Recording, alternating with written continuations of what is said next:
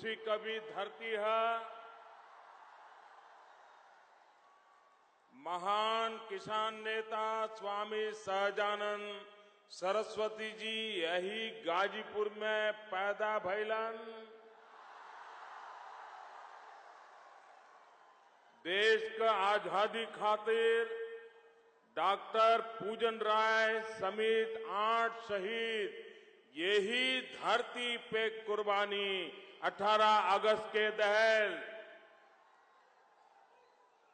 1965 के युद्ध में पैटर्न टैंक के ध्वस्त करके पाकिस्तान का गुमान चूर करे वाला वीर अब्दुल हमीद भी यही धरती के सपूत है। यह पवित्र धरती के हम नमन करत बानी। यही धरती पर एक ही गांव से 5000 से ज्यादा जवाब देश का सेना में भी देश का रक्षा खातिर काम करेला।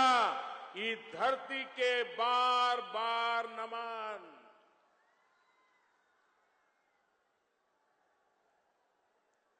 मंच पर विराजमान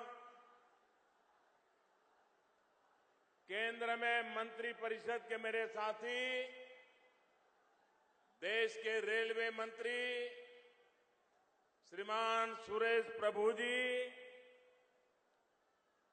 केंद्र में मंत्री परिषद के मेरे साथी और इसी धरती के संतान श्रीमान मनोज सिन्हा जी, हमारे वरिष्ठ नेता श्री ओम जी माथुर, प्रदेश भारतीय जनता पार्टी के नौजवान अध्यक्ष और लगातार मुस्कुराने वाले अध्यक्ष श्रीमान केशव प्रसाद मौर्य, केंद्र में मंत्री परिषद के मेरे साथी डॉक्टर महेंद्र नाथ पांडे, सांसद श्रीमान केपी सिंह, सांसद श्रीमान हरिनारायण राजभर, केंद्र में मंत्री परिषद में हमारे साथी श्रीमती अनुप्रिया जी पटेल, सांसद श्रीमान भरत सिंह जी, उत्तर प्रदेश विधानसभा में भाजपा विधायक दल के नेता श्रीमान सुरेश खन्ना जी, भाजपा के क्षेत्रीय अध्यक्ष श्रीमान लक्ष्मण आचार्य जी, भाजपा के राज्य महासचिव श्रीमान स्वतंत्र देव सिंह जी, भाजपा महिला मोर्चा की राज्य अध्यक्ष श्रीमती स्वाति सिंह जी, विधान परिषद सदस्य श्रीमान केदारनाथ सिंह जी, विधानसभा सदस्य श्रीमान उपेंद्र तिवारी जी, विधान परिषद सदस्य श्रीमान विशाल सिंह, भाजपा क्षेत्रीय उपाध्यक्ष श्रीमान कृष्ण बिहारी राय जी, भाजपा जिला अध्यक्ष श्रीमान भानु प्रताप सिंह और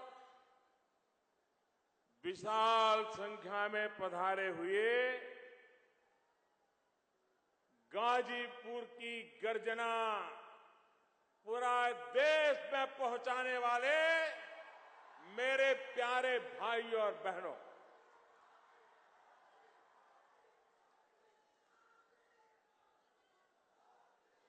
भाइयों बहनों,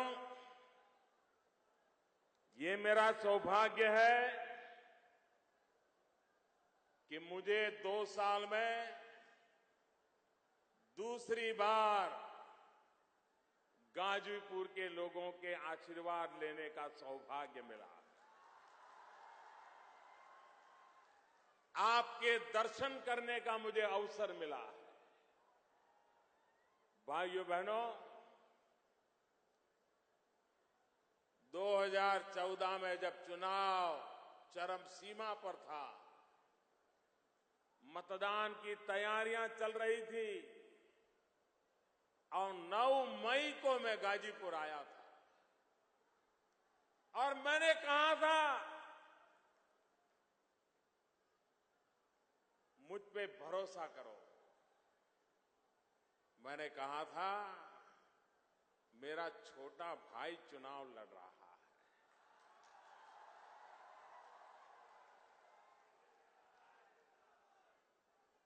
भाइयों बहनों, आप लोगों ने जो प्यार दिया, आप लोगों ने मेरे शब्द पर जो भरोसा किया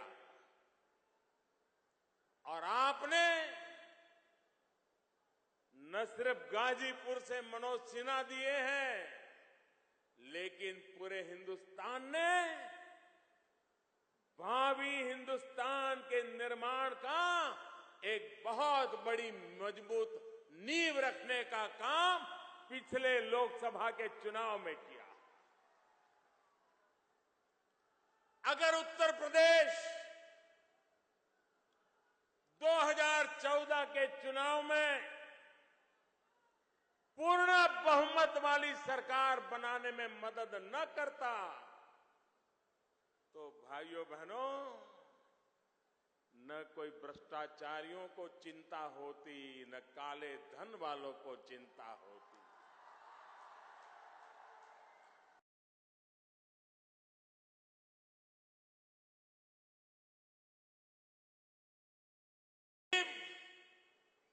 चैन की नींद सो रहा है और अमीर नींद की गोलियां खरीदने के लिए बाजार में चक्कर काट रहा है। ये आपके वोट की ताकत है। ये आपने जो समर्थन दिया उसका कारण है। भाइयों बहनों, मनोज जी आप बैठिए। आप गाजीपुर के लोगों की गर्जना देश को सुनने दीजिए।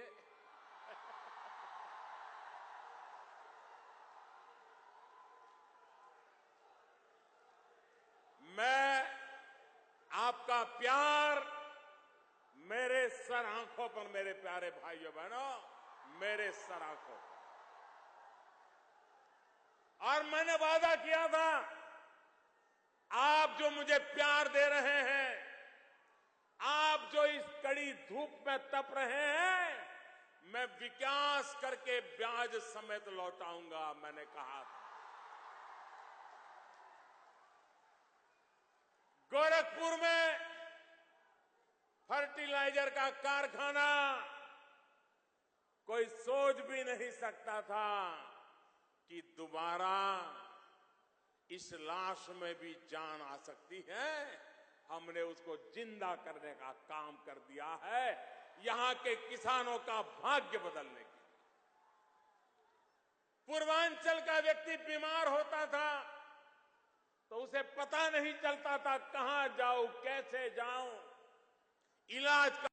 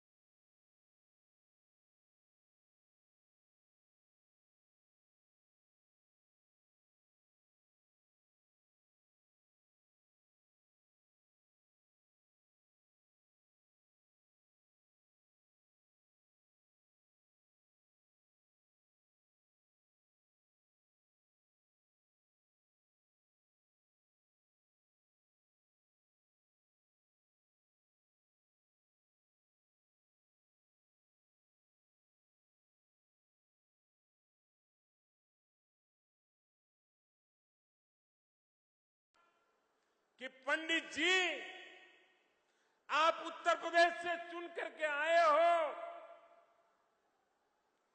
आप उत्तर प्रदेश से प्रधानमंत्री के पद पर पहुंचे हो, लेकिन उसी उत्तर प्रदेश में एक पूर्वांचल है, एक पूर्वी उत्तर प्रदेश है।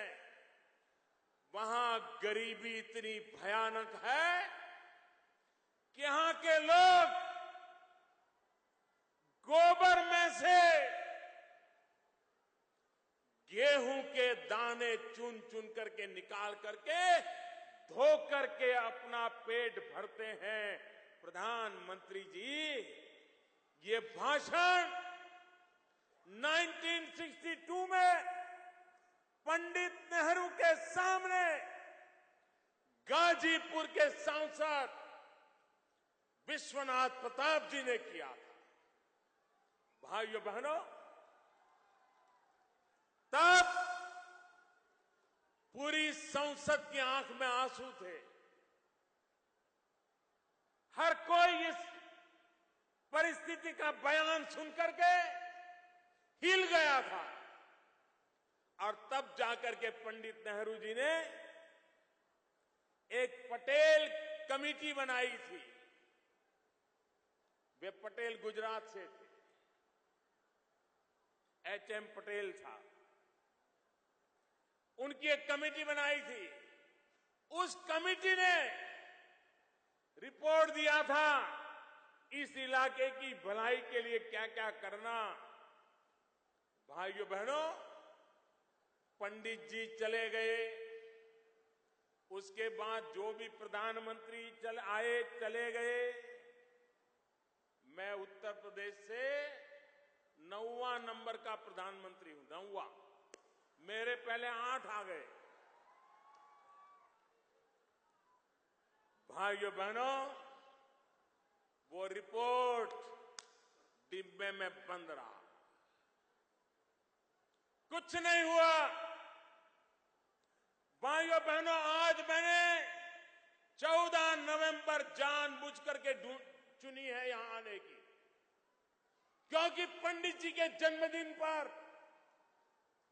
देश को गुमराह करने वाले लोगों को पता चले कि 62 में जो बात हुई थी 2016 में मेरे आने तक आपने उस पर नजर नहीं की थी। और इसलिए पंडित जी, आपकी आत्मा जहां भी हो, पंडित जी आपकी आत्मा जहां भी हो, 1962 में इन गरीब लोगों के लिए उनकी आशा अपेक्षाओं को कागजों की फाइल में दबोच करके आप चले गए। भले आप चले गए, आपका दल भले ही मुझे गालियां देता हो, आपके दल के नेता, आपके परिवार के नेता मुझ पर झूठे झूठे आरोप लगाते हो, तो भी पंडित जी आपके जन्मदिन पर ही वो अधूरा काम आज मैं पूरा करने की शुरुआत कर रहा हूं। पंडित जी, आपको ऐसी श्रद्धांजलि इससे पहले किसी ने नहीं दी होगी जो आज उत्तर प्रदेश का एक एमपी आपको दे रहा है। भाइयों बहनों, 62 में कहा गया था कि गंगा जी पर पुल बना करके एक रेल की पटरी डाल दी जाए, ताकि इस इलाके को विकास का अवसर पैदा हो। भाइयों बहनों, सरकारें आई गई, नेता आए गए, सभाएं हुई, तालियां बजी, वोट बटोरे, लेकिन मां गंगा को पार करने के लिए कोई व्यवस्था नहीं। आज मुझे खुशी है और मैं मनोज सिन्हा जी को, सुरेश प्रभु जी को, भारत के रेल विभाग को हृदय से अभिनंदन करता हूं कि आज अभी थोड़ी देर पहले सरकार के कार्यक्रम में मुझे उसका शिलान्यास करने का अवसर मिला है और आपने टीवी पे देखा होगा, काम शुरू हो गया। अभी आपको पर्दे पर दिखाया होगा, काम शुरू हो गया। और भाइयों बहनों, समय सीमा में मैं काम पूरा करके रहूंगा, ये भी मैं आपको बताता। भाइयों बहनों, यहां के मेरे किसान भाई बहन, एक जमाना था आप कन्नौज से भी अच्छे इत्र की पैदावार करते थे, सब चला गया। मुझे दोबारा वो रौनक लानी है। मेरे किसानों की जिंदगी में एक नई ताकत पैदा करनी है। यहां जो सब्जी पैदा होती है, उत्तम प्रकार की सब्जी पैदा होती है, मां गंगा की कृपा से उस पर एक विशिष्ट स्वाद होता है। अगर उसको पहुंचाने का प्रबंध हो जाए, बिगड़ने से बचाने की, संभालने की व्यवस्था हो जाए, तो बंगाल और आसाम तक यहां की सब्जी खाने के लिए लोग लालायित है। यहां के किसान को वो वहां से पैसा देने को तैयार है। हमने एक व्यवस्था की है पेरिशेबल गुड के लिए, जहां ये आप सुरक्षित अपनी पैदावार रख सकते हैं, बिगड़ने से बचा सकते हैं, और सही दाम मिलने पर आप उसको बाजार में बेच सकते हो। मेरे किसान का कोई शोषण न कर पाए, इसकी व्यवस्था की है। भाइयों बहनों, प्रधानमंत्री फसल बीमा योजना पहली बार हिंदुस्तान के किसानों को हमने ऐसी प्रधानमंत्री फसल बीमा योजना दी है, जिस फसल बीमा योजना के द्वारा मेरे प्यारे भाइयों बहनों, किसान बहुत ही मामूली पैसों से, मामूली चाय कॉफी का खर्चा निकाले उतने पैसों से वो अपना फसल बीमा ले सकता है, और बाकी जो रकम भरनी है वो सरकार भरेगी। और किसान अपनी पैदावार पे, मान लीजिए कोई प्राकृतिक आपदा आ गई, फसल बोई है, तैयार होने की तैयारी है, बारिश आ गई, ओले गिर गए, तबाह हो गया, मेरे किसान भाइयों बहनों, आपको इसका पैसा मिलेगा। इसकी बीमा योजना हमने लागू की है।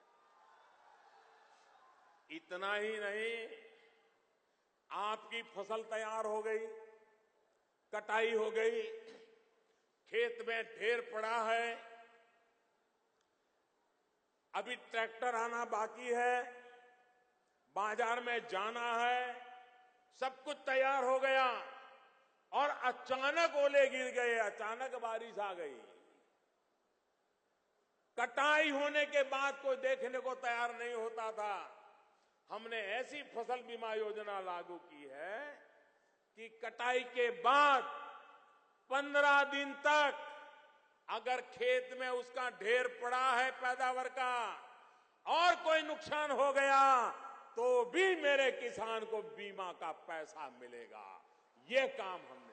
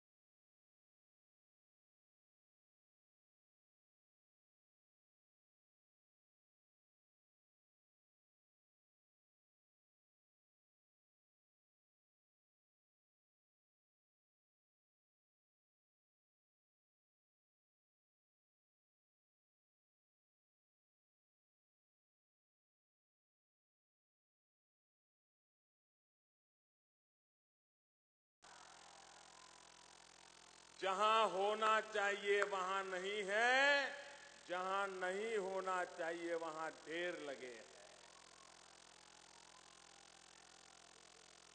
मुझे बताओ भाइयों बहनों, 2014 में 9 मई को मैं यहां आया था। मैंने आपको वादा किया था कि जो भ्रष्टाचार चल रहा है, मैं इस भ्रष्टाचार के खिलाफ लड़ाई लड़ूंगा। मैंने कहा था कि नहीं कहा था?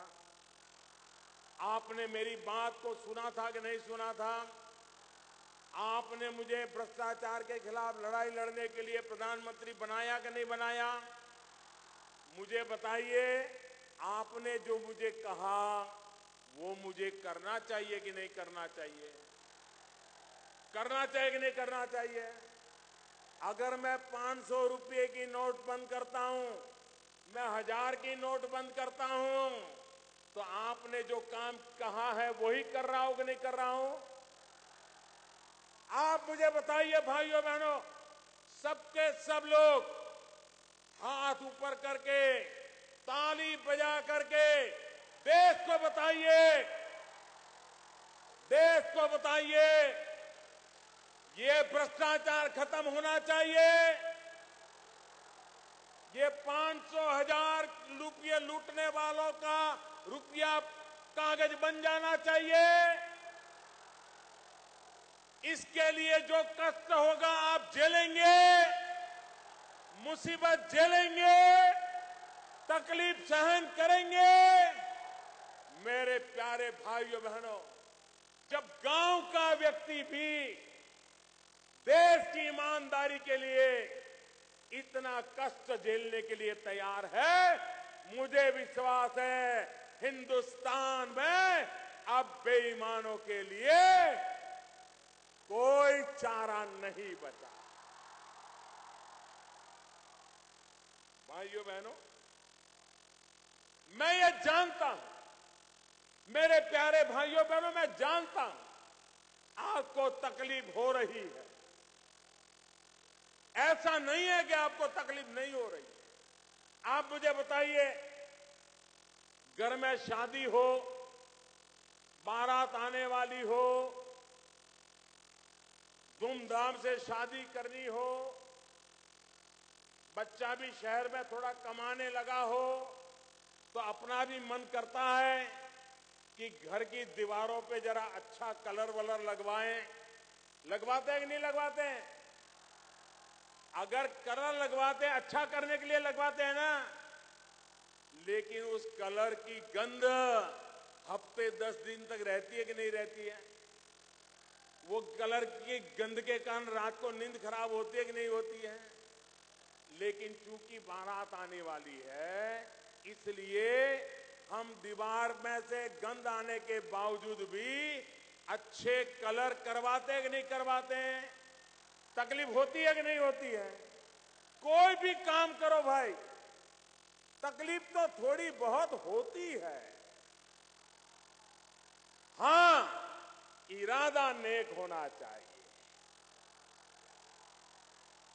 मेरे प्यारे गाजीपुर के भाइयों बहनों, ये जो मैं कर रहा हूं, आप मुझे ताली बजा करके जवाब देना। ये जो मैं कर रहा हूं, देश की भलाई के लिए कर रहा हूं, देश की भलाई के लिए कर रहा हूं, गरीबों की भलाई के लिए कर रहा हूं, गांव की भलाई के लिए कर रहा हूं, किसान की भलाई के लिए कर रहा हूं। जो राजनीतिक दल बहुत परेशान है,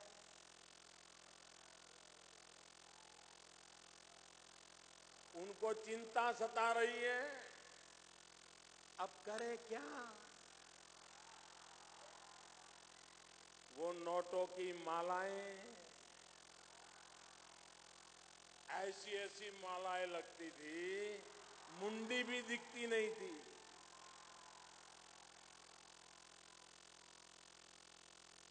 ऐसे ऐसे, आप कभी अखबार में हम पढ़ते थे, कि किसी मध्य प्रदेश में किसी सरकारी बाबू के घर में इनकम टैक्स वाले गए तो बिस्तर के नीचे से 3 करोड़ रुपया निकला। ये किसका पैसा है भाई? ये गरीबों का है कि नहीं है?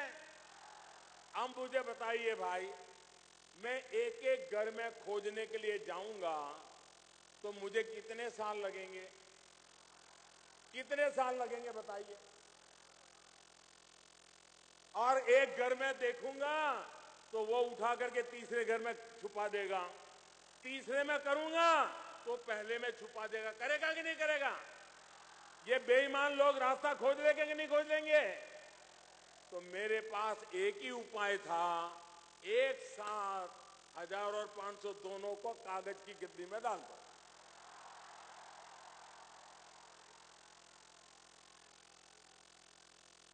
मुझे बताइए, सब बराबर के हो गए कि नहीं हो गए भाई? गरीब अमीर सब समान हो गए कि नहीं हो गए? कुछ लोगों को तकलीफ हो रही है, जो सामान्य ईमानदार नागरिक को उसको जो मुसीबत हो रही है, तकलीफ हो रही है, उसकी मुझे भरपूर पीड़ा है मेरे भाइयों बहनों, बहुत पीड़ा है। मैं रात रात जग करके आपकी तकलीफ कम हो इसके लिए जितना भी मेरे से हो सकता है मैं कर रहा हूं, करता रहूंगा। लेकिन कुछ लोगों को तो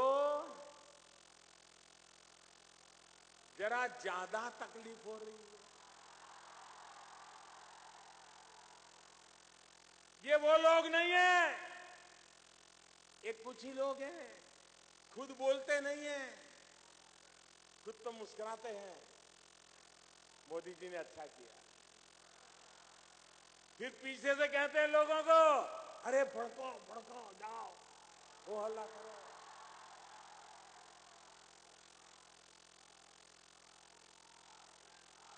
मैं आज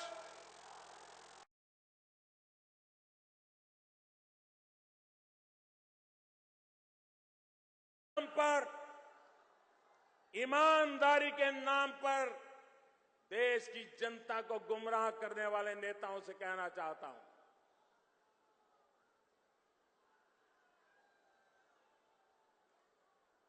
आप में हिम्मत हो तो पब्लिकली बताओ कि 500 और 1000 का नोट चलना चाहिए, भ्रष्टाचार चलना चाहिए, काला धन चलना चाहिए, बेईमानी चलनी चाहिए। बताओ।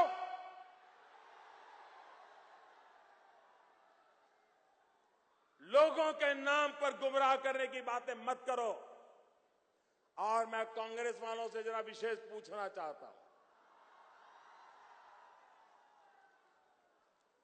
वो कहते हैं जनता को तकलीफ हो रही है, आप तो बयान दे रहे हैं, मैं तो जनता की तकलीफ को अनुभव करता हूं, खुद पीड़ा अनुभव करता हूं, और मैं उसको दूर करने के लिए भगवान ने जितनी मुझे बुद्धि दी है, शक्ति दी है, एड़ी चोटी का जोर लगा रहा हूं गरीब की मदद करने के लिए। लेकिन जनता की चिंता करने वाली कांग्रेस, ये मुझे बताएं, आपने तो 19 महीने आपातकाल लगा करके, इमरजेंसी ला करके इस देश को जेल खाना बना दिया था। हिंदुस्तान के देश के लिए मरने जीने वाले लाखों लोगों को 19 महीने तक आपने जेल के सलाखों के पीछे बंद कर दिया था। आप कांग्रेस वालों ने हिंदुस्तान में, उस जमाने में आपकी पुलिस लोगों के घर जाती थी, तुम्हारा वारंट निकलने वाला है, और वो बेचारा हाथ पैर जोड़ता था और वो कहता था 1 लाख रुपया दो, वारंट नहीं निकलेगा। इस देश के करोड़ों लोगों से जेल में बंद कर देंगे इस नाम से करोड़ों रुपए ऐंठ लिए थे आपके नेताओं ने, कार्यकर्ताओं ने। आपने हिंदुस्तान के अखबारों पर ताले लगा दिए थे। आपने हिम्मत करने वाले अखबारों को जेल के सलाखे के पीछे एडिटरों को डाल दिया था। आपने पूरे हिंदुस्तान को जेल खाना बना दिया था। अरे कोई बोले भी तो भी उसको जेल के दरवाजे दिखाई दिए देते।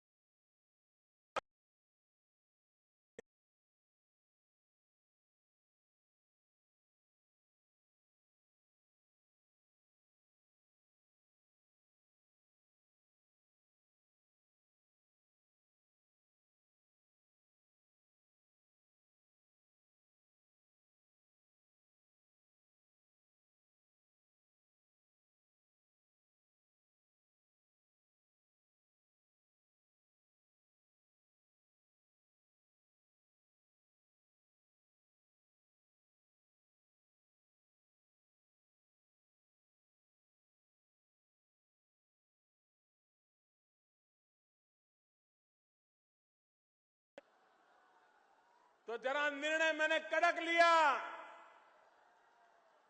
अब गरीब को तो कड़क चाय भाती है, लेकिन अमीर का मुंह बिगड़ जाता है।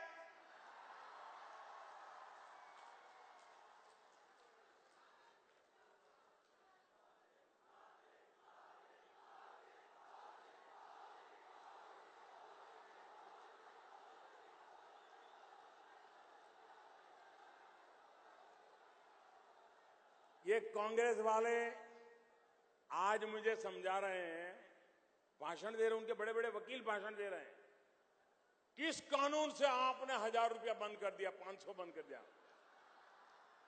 जरा मैं कांग्रेस वालों को पूछना चाहता हूं कि भाई जब आपकी सरकार थी तब आपने भी एक बार चवन्नी बंद कर दी थी। वो चवन्नी बंद कर दी थी तब कौन सा कानून था, जरा मुझे बताओ। किसको पूछा था? ये ठीक है कि आप चवन्नी से आगे चल नहीं पाते हो। आपने अपने बराबरी का काम किया, हमने हमारी बराबरी का काम किया।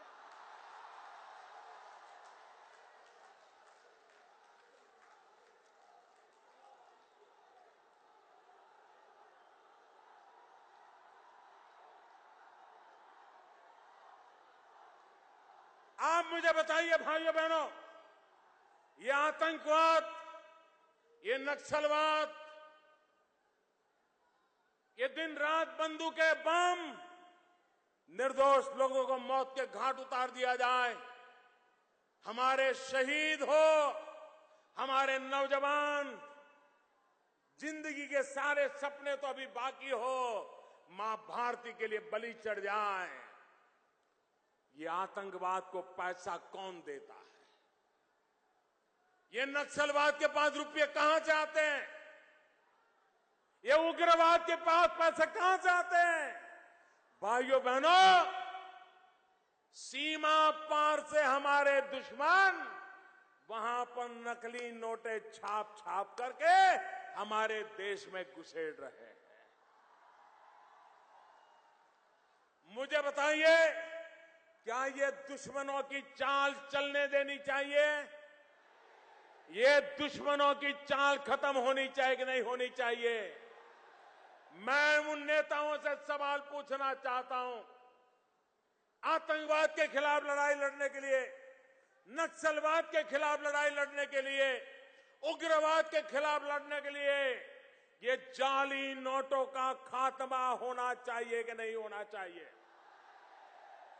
ये जाली नोटें समाप्त होनी चाहिए कि नहीं होनी चाहिए?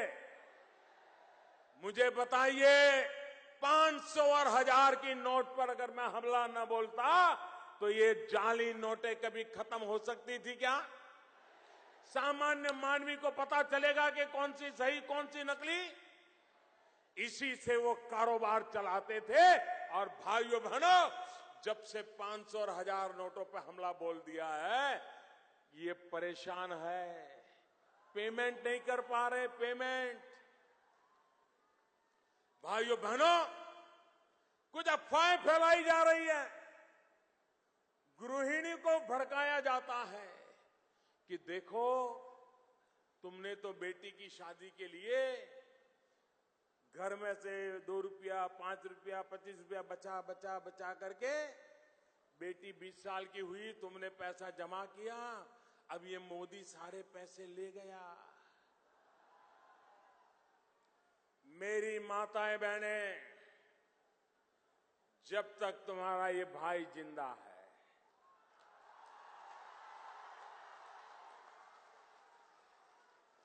मेरी माताएं, जब तक तुम्हारा ये लाडला जिंदा है, आप विश्वास कीजिए, आपने कड़ी मेहनत करके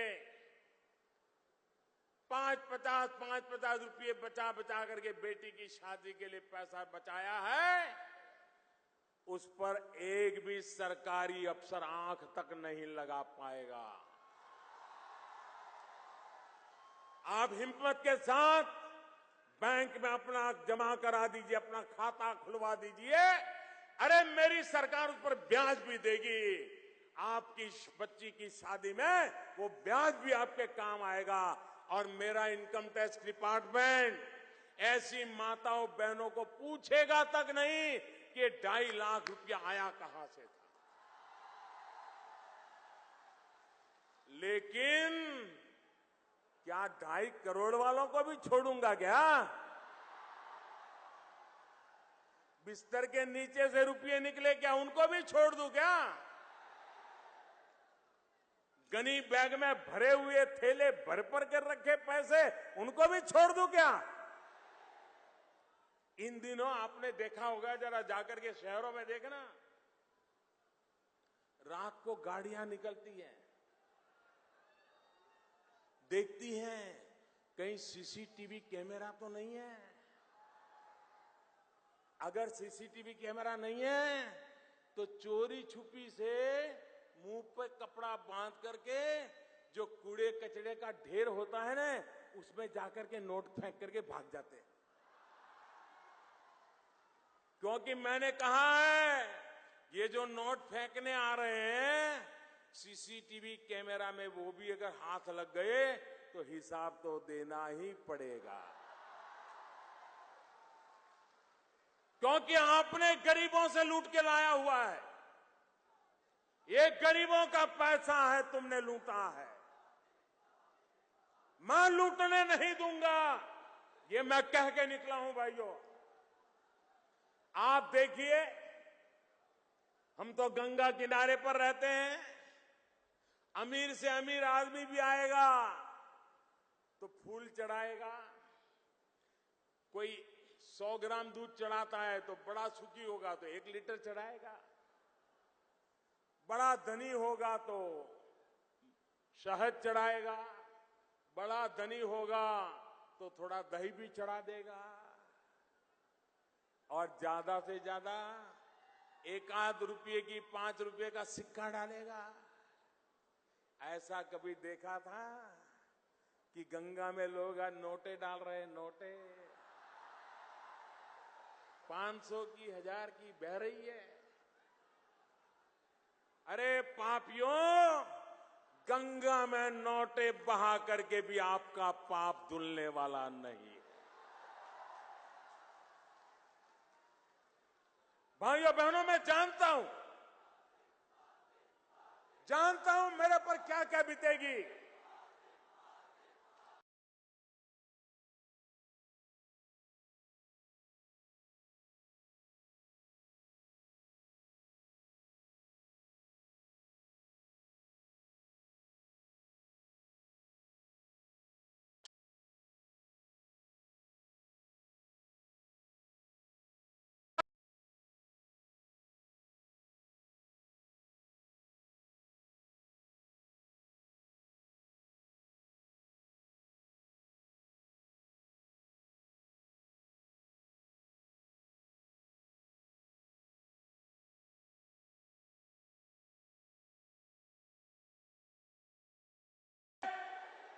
आपके आशीर्वाद है मेरे प्यारे भाइयों बहनों, आपके आशीर्वाद है, इसीलिए इतनी बड़ी लड़ाई मोल ली है मैंने। लेकिन मेरे प्यारे भाइयों बहनों, हमारे देश का स्वभाव है, आज देखा आपने जिस ट्रेन का नाम रखा है, जो ट्रेन यहां से कलकत्ते जाने वाली ट्रेन, उसका नाम क्या रखा है? क्या नाम रखा है? आपको पता है ना? इससे बड़ा इतिहास को याद करने का कोई सोच नहीं सकता। एक ट्रेन के नाम पर हमारी पुरानी विरासत हमको याद आ जाएगी, हमारी ताकत का परिचय हो जाएगा भाइयों। शब्दवेदी, ट्रेन का नाम शब्दवेदी, ट्रेन का नाम महामना, वरना पहले तो सब कुछ एक परिवार में ही था। देश के लिए मरने मिटने वालों को कोई याद नहीं करता था भाइयों। ये शब्दवेदी भाइयों बहनों आपके लिए एक नए विकास के युग का अवसर लेकर के आया है। भाइयों बहनों,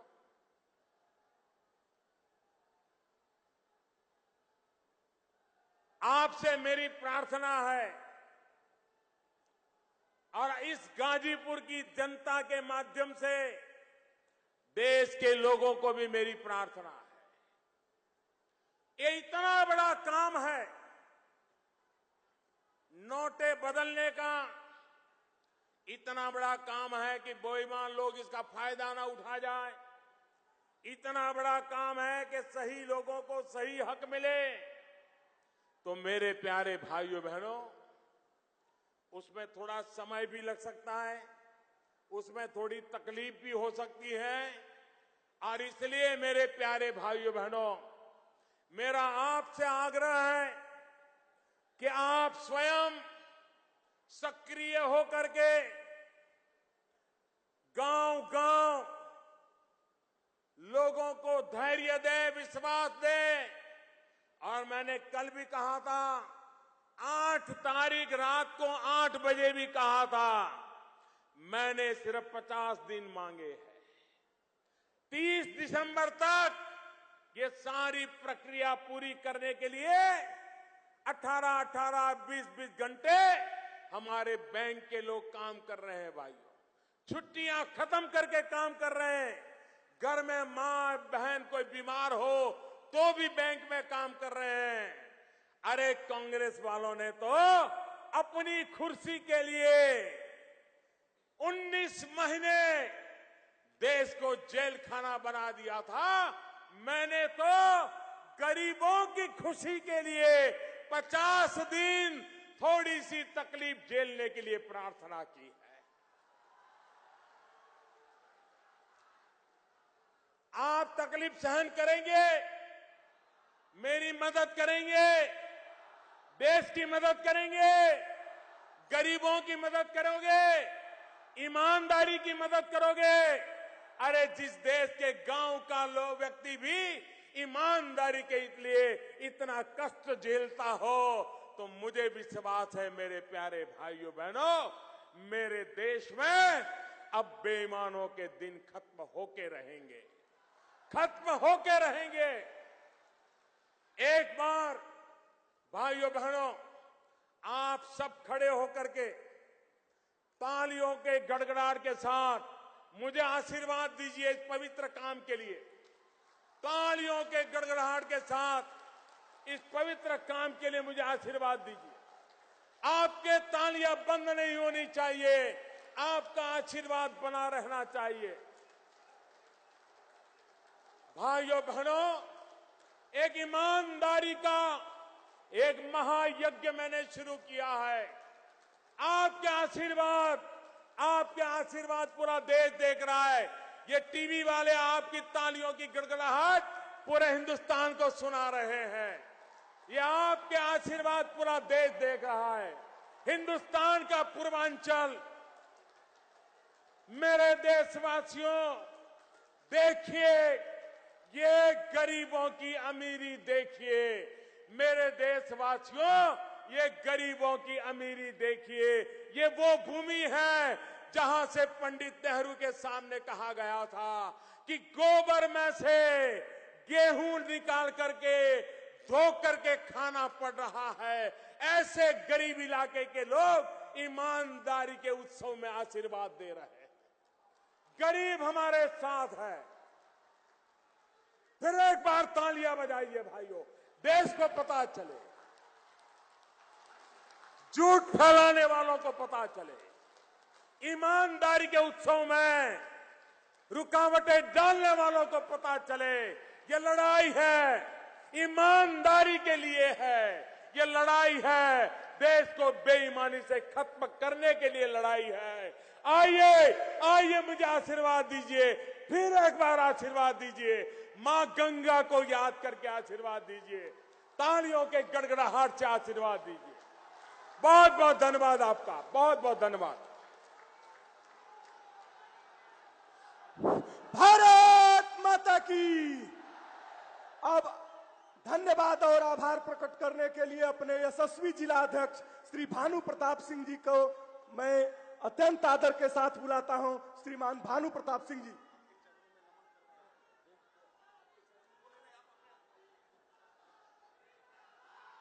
इस परिवर्तन यात्रा में अपने देश के यशस्वी प्रधानमंत्री परम आदरणीय नरेंद्र जी मोदी, आपके चरणों में भारतीय जनता पार्टी और जनपद गाजीपुर के समस्त नागरिक आपका हार्दिक अभिनंदन और स्वागत गाजीपुर की शहीदी धरती पे कर रहे हैं।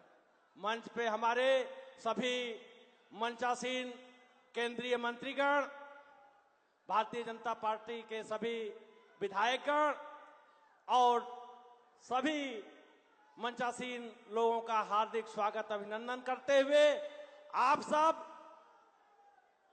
इस रैली में आए, आप सबका हार्दिक अभिनंदन करते हुए, हार्दिक स्वागत करते हुए फिर एक बार आदरणीय प्रधानमंत्री जी का अभिनंदन करते हुए अपनी बारी को विराम देता हूं। जय हिंद, जय भारत।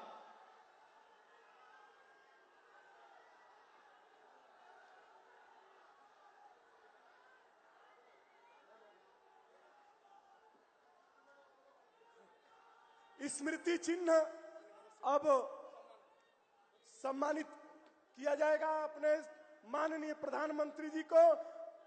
गाजीपुर जनपद के लोकप्रिय सांसद, भारत के संचार मंत्री, जन जन के प्रिय माननीय मनोज सिन्हा जी द्वारा यह स्मृति चिन्ह दिया